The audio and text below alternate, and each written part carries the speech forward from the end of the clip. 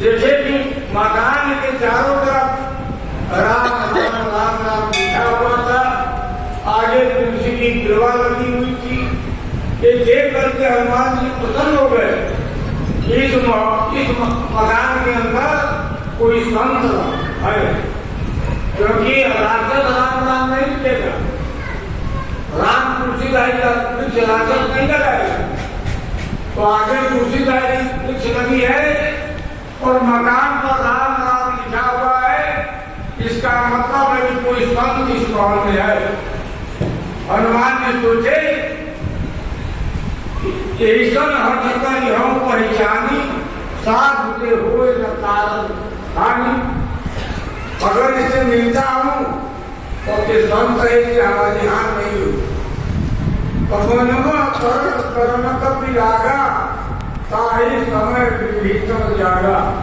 अभी विचार कर रहे हैं कि भेंट करें कि नहीं करें, तब तक विभीषण जग गया और राम नाम तब सुमिरन कीना, तुरंत पवन सुत हंसते ही जीना।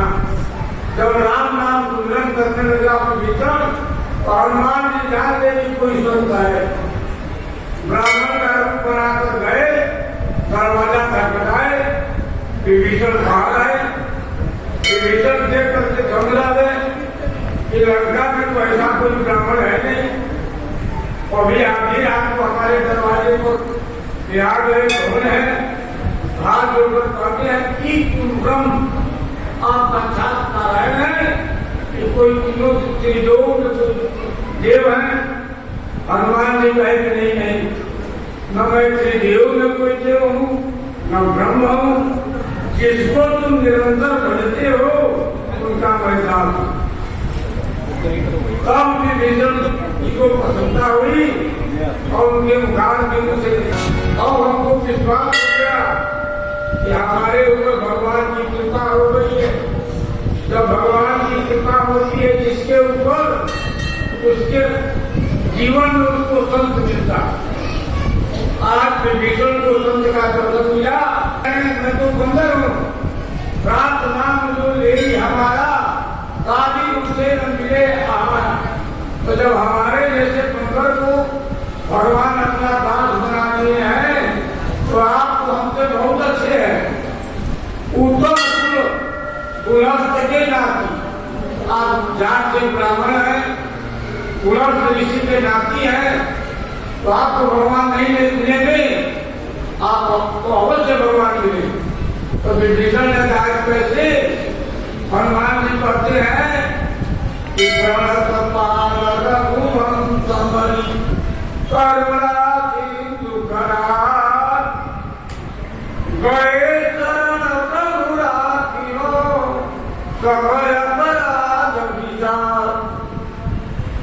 भगवान का स्वभाव है, जो उनके शरण में चला जाता है, चाहे वो कितना हो पाप किया है, उसके पाप को क्षमा कर देते हैं, उस जीव को अपना लेते हैं। तुम जाकर तो देखो।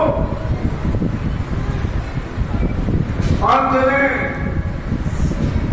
हनुमान जी ने कहा कि भैया हम दोनों दो काम से, तुम भगवान से मिलना चाहते हो और मैं माता से मिलना चाहता हूँ। तो ऐसा करो कि तुम हमको माता से मिला दो और तुमको मैं भगवान से मिला दूं। विभीषण जी कहे कि चलो, ले गए और रात का समय दूर से ही दिखा दिए कि देखो भाई अशोक वाटिका है, उसी में रावण ले जाकर और अशोक वृक्ष के नीचे सीता को उठा गया। हनुमान जी कहे ठीक है तुम जाओ, मैं चला दूं। हनुमान जी छोटा रूप बनाए, बाग में प्रवेश कर गए और जिस वृक्ष के नीचे सीता बैठी थी उसी वृक्ष पर जाकर छिप गए।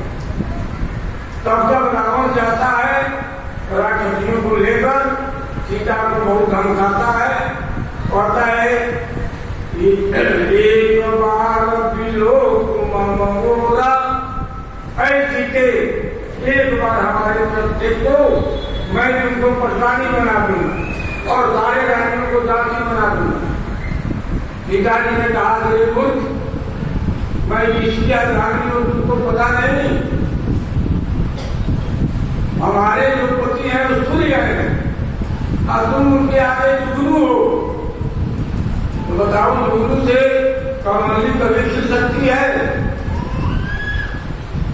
अब अपने को जुगनू जब रावण सुना तो क्रोध में लाल हो गए और तुरंत तलवार निकाल लिया और कहा कि बीच को मारेंगे। मंदोदरी ने हाथ पकड़ लिया कि बलवान बनते होते गौरव को तलवार उठा रहे हो। अरे तुमको नारी चाहिए था तो जनकपुर से क्यों नहीं लाया? धनुष तोड़ कर चले जाता, तुम्हारी गिरता कर जाती।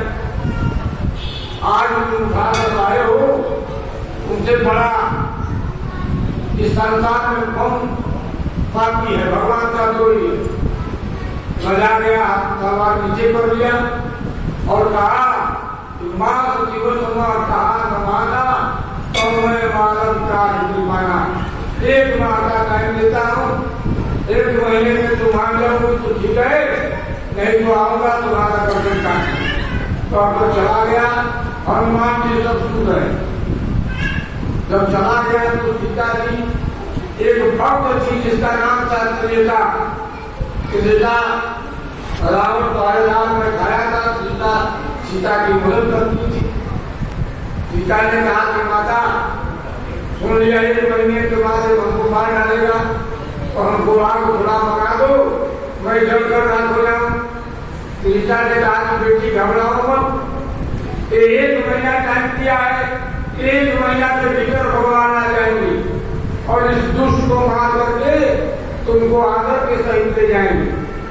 तो आकर के सीता चली गई और सीता जी आकाश की तरफ कर रहे थे, तारे तुम्हें टूटकर गिर जाओ, मैं जलकर आग हो जाऊं। तारे नहीं टूटे तो अशोक वृक्ष से कहती है कि हे अशोक, तुम शोक को हरने वाले हो, तुम ही हमको आग दे दो, मैं जलकर परित्याग दूं। तब तक हनुमान जी अंगूठी किया और अंगूठी गिरी तो सीता जी दौड़ करके अंगूठी उठाई। तो सोने की अंगूठी में नव जड़ा था, हीरा जड़ा था। जब उसमें देखी तो राम के रूप निहारत जानकी, कंकन के नग की परछाई, या की समय तब भूली रही पर तारत नाई। और मुझे में भगवान का दर्शन होने लगा, उनके छवि का दर्शन करने लगे। अब भूल गई, सारी चिंताएं समाप्त हो गई, पर टेक रही पर तारत नाई, पलक नहीं गिर रही भगवान का दर्शन करने। और इसके बाद जब भगवान का दर्शन हुआ तो हनुमान जी एक भजन सुनाना शुरू की, भगवान की कथा कहना शुरू की। वो क्या कह रहे हैं बताइए? जय जय राम कथा, हो जय श्री राम कथा, बोलिए आप श्री राम कथा।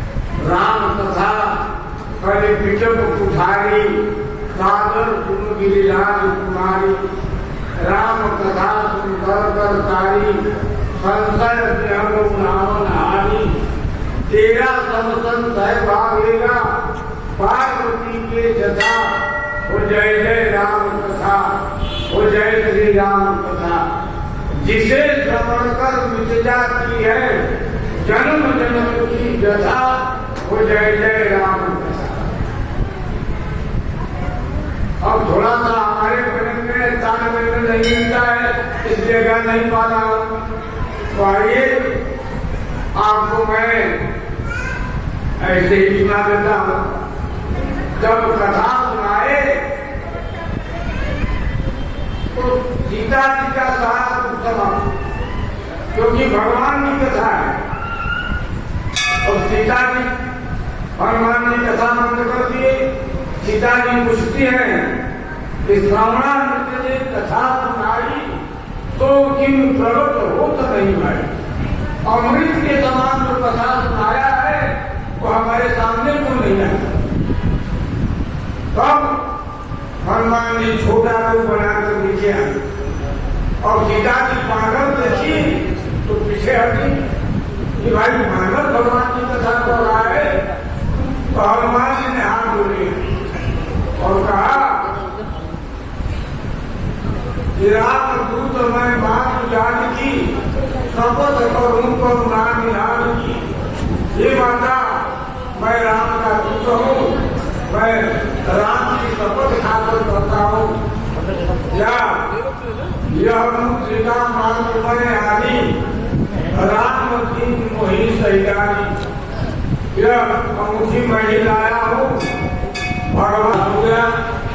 अब आपने आभूषण गिराया तो आभूषण आए तो हमारे राजा के पास आए, तब सीता जी को विश्वास हो गया यहाँ मैं तो आभूषण गिराई थी पर्वती। अब हनुमान जी पर विश्वास हो गया तो माता ने कहा, क्योंकि हनुमान जी ने एक शब्द कह दिया कि शपथ करूं करुणा निधानी यह मुद्रिका मात्र मैं आनी। ये माता मैं करुणा निधान का शपथ खाकर कहता हूँ यह अंगूठी मैं ही लाया।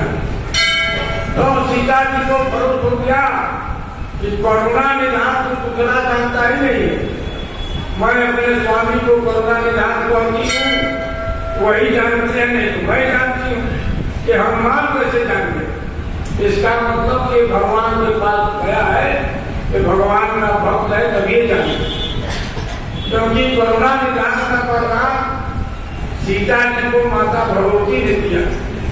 जब मंदिर में पूजा करने गई थी तो भगवती ने कहा था कि मन जा ये नाचो मिल जो बड़ सहज सुंदर नाम रो करुणा निधान सुजान करने हजार सदा हो।